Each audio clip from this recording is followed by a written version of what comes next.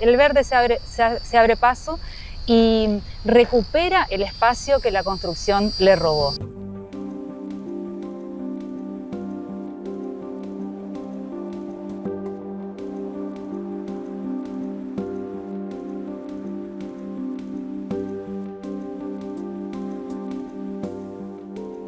Gran parte de las emisiones de carbono en las ciudades proviene del sector de la construcción.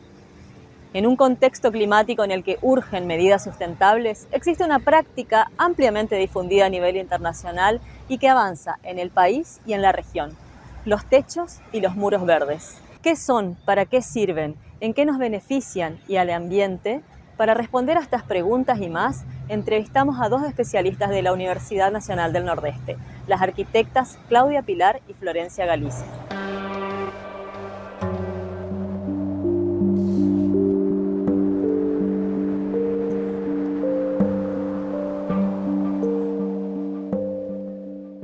Son estrategias bioclimáticas de tipo pasivas que tienden a mejorar las condiciones hidrotérmicas y acústicas de los edificios, a la vez que generan una serie de beneficios ambientales a escala urbana y a escala ambiental general. Decimos urbana porque tendemos a regenerar la ciudad pasando de ese gris que actualmente nos agobia hacia un nuevo contexto de reverdecer las ciudades para que generen oxígeno, para que filtren el aire, para que mitiguen también las cuestiones hidrológicas, que en nuestro contexto también son muy importantes, y para que generen un efecto de beneficios psicológicos sobre los seres humanos y sobre la comunidad en general. En pocas palabras, son las paredes y los techos que vemos dotados de vegetación. Exactamente, se agrega a ese paquete tecnológico de revestimiento un sustrato y especies vegetales que tienden a generar esos beneficios que estuvimos comentando. Ajá. Hablando justamente de beneficios, en estos tiempos en que es necesario tomar medidas sustentables también en la arquitectura, en la construcción, ¿qué otros beneficios aporta al ambiente? Sí, primero hacia el interior del edificio genera un filtro higrotérmico y acústico que tiende a mejorar el aislamiento térmico del envolvente, a mejorar la aislación también acústica del envolvente y de esa manera también mejorar las cuestiones energéticas, es decir, que los edificios consuman menos en este contexto actual de crisis ambiental general, donde la energía es uno de los aspectos a tener en cuenta. Es una técnica relativamente nueva, por lo menos en el país y en la región más aún. ¿Se la puede aplicar en distintos tipos de edificaciones? Digo, edificios, casas. Sí, el medio en el cual se puede ubicar es casi infinito. Puede ser un edificio de cero, puede ser una remodelación, una refacción y todos los programas arquitectónicos, los residenciales, los que tienen que ver con el trabajo, las instituciones. De hecho, son técnicas antiguas que actualmente se las están, digamos, revalorizando desde el punto de vista de la arquitectura sostenible, sustentable, que viene a revalorizar todas esas prácticas que eran buenas en el pasado. De hecho, a veces sucede que uno abandona una construcción y el verde se apodera de la construcción, ¿sí? O sea, el verde se abre paso. El verde se abre paso y recupera el espacio que la construcción le robó, ¿sí? Entonces nosotros tenemos que lograr un mejor vínculo entre el ser humano y su contexto construido y natural, y de esa manera intentar mejorar esas relaciones y esa armonía perdida lamentablemente. Según ONU Habitat, las ciudades son responsables del 70% de las emisiones de gases de efecto invernadero, contribuyentes al cambio climático. Aumentar el número y la calidad de espacios verdes, por ejemplo, por medio de envolventes verdes, puede mitigar los contaminantes climáticos de corta vida que producen un fuerte efecto de calentamiento global, tal como explican desde el Departamento de Salud Pública, Medio Ambiente y Determinantes Sociales de la Salud de la Organización Mundial de la Salud. Florencia, ¿qué son las paredes y los techos verdes? Las envolventes verdes, como las llamamos nosotros, son estrategias de aprovechamiento pasivo que realizan el intercambio entre el ambiente interior y exterior de lo que son nuestras obras. Y como tienen incorporada la vegetación, es decir, las plantas, las especies vegetales son consideradas moderadoras ambientales. Hablabas también de beneficios y pienso, ¿no?, en términos numéricos, si tuviéramos que poner en porcentajes, ¿cuánto de ahorro energético se podría lograr en una casa, en un edificio que apele a un techo verde o un muro verde? Claro, y eso es lo que más le interesa a las personas a la hora de contratar.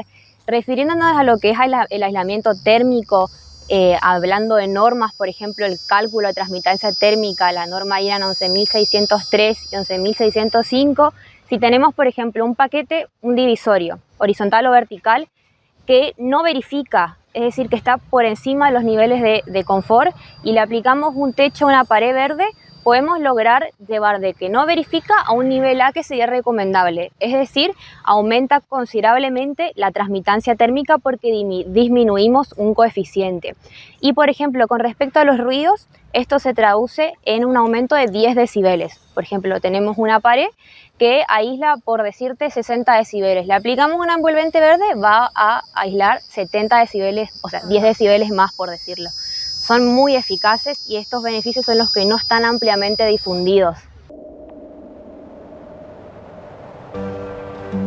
Las capitales de Corrientes y de Chaco tienen ordenanzas vigentes que promueven la instalación de infraestructuras verdes. El Código Ambiental de la Ciudad de Resistencia lo define como superficies fotosintéticamente activas e incluye tanto techos como terrazas y paredes. En Corrientes, la Ordenanza 6.567 estipula que todas las edificaciones nuevas tienen que tener superficies verdes. En ambas ciudades, además del beneficio ambiental, se puede acceder a descuentos en tasas municipales. Sin embargo, la difusión de estos programas sigue siendo escasa. ¿Qué tenemos que tener en cuenta si quisiéramos apelar a esta técnica, colocar o tener un muro o un techo verde en una casa, si la estamos por remodelar, si la estamos por construir o en un edificio? Bueno, por eso te decía que a veces uno empieza de cero o a veces está remodelando o ampliando o refaccionando una construcción existente.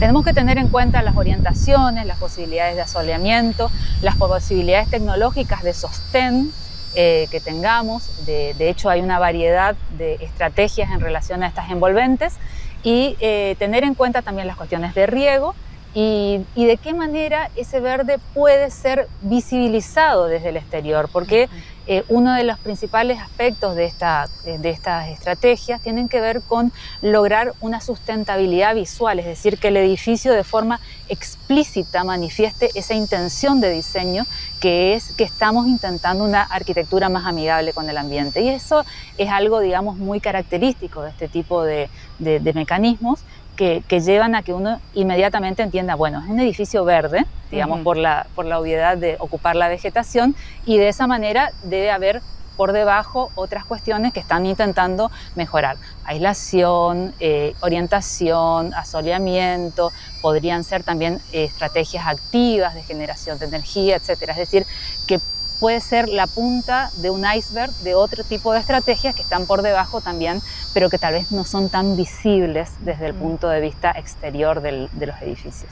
Decías estrategia y pienso, ¿no?, qué tan importante es que la arquitectura eche mano, aplique este tipo de técnicas y prácticas con esta visión estratégica hoy en día. Y bueno, es nuestra responsabilidad. Como profesionales, la arquitectura se dice de forma muy genérica y sin darte un dato específico que es la industria de los tercios. Genera el tercio de las emisiones, de los residuos, consume el tercio de los recursos, consume el tercio de la energía, y desde ese lugar nosotros estamos con una responsabilidad. ¿Cómo podemos hacer de que sea mejor nuestra arquitectura para que sea más amigable con su entorno? De esa manera, colaborar de forma lo más comprometida posible con esa realidad que hoy es realmente visible para todos, que tiene que ver con el cambio climático, que tiene que ver con las cuestiones ambientales que cada vez son más asumidas por toda la sociedad. Al ser un tema tan novedoso, al menos en esta parte del país, en la Argentina toda, ¿hay investigaciones sobre la materia? En la UNE, por ejemplo, ¿se trabaja en esto? Sí, desde todas las disciplinas se aborda la temática ambiental. Nosotros desde el punto de vista constructivo lo desarrollamos en el Instituto Tecnológico de Diseño Ambiental del Hábitat Humano, ITDAU, de la Facultad de Arquitectura, y desde hace mucho tiempo venimos trabajando en estas temáticas.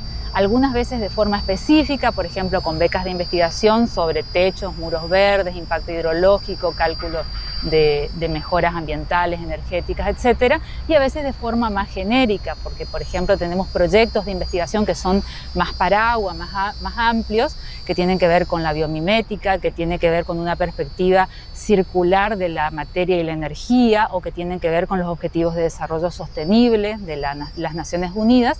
Entonces, desde todos esos frentes, desde todas esas perspectivas, estamos tratando de ver de qué manera nuestras construcciones pueden ser más amigables con el ambiente, durar y mejorar también las condiciones psicológicas de los seres humanos, de las comunidades, que siempre a través de una mejor relación y del uso del verde como uno de esos mecanismos, tiende a mejorar en cuanto a muchas cuestiones perceptuales, psicológicas en este momento de pandemia, donde nos encontramos también frente a muchas problemáticas de ese tipo. El verde siempre es un mecanismo de relajación, de encontrar una conexión con la naturaleza que es beneficiosa.